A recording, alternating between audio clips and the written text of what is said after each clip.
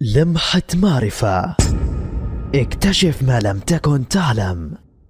أثبتت الدراسات العلمية أن الغراب هو أذكى الطيور وأمكرها على الإطلاق، ويعلل ذلك بأن الغراب يملك أكبر حجم لنصفي دماغ بالنسبة إلى حجم الجسم في كل الطيور المعروفة.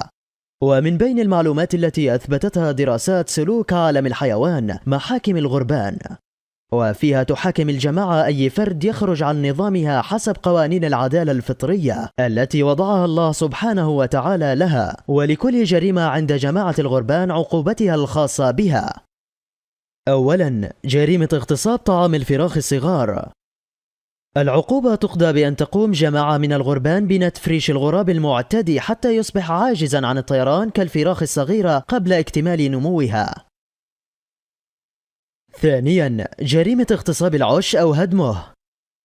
تكتفي محكمة الغربان بإلزام المعتدي ببناء عش جديد لصاحب العش المعتدى عليه. ثالثاً، جريمة الاعتداء على أنثى غراب آخر. تقضي جماعة الغربان بقتل المعتدي ضرباً بالمناقير حتى الموت.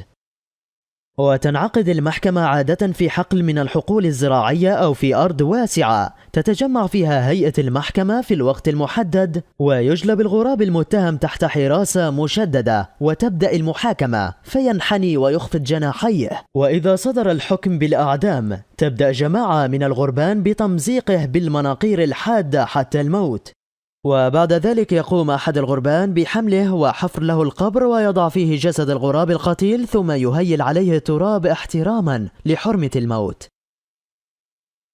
وهكذا تقيم الغربان العدل الإلهي في الأرض أفضل مما يقيمه كثير من بني آدم، فتحيا عدالة الغربان. المصدر من آيات الإعجاز العلمي الحيوانات في القرآن الكريم.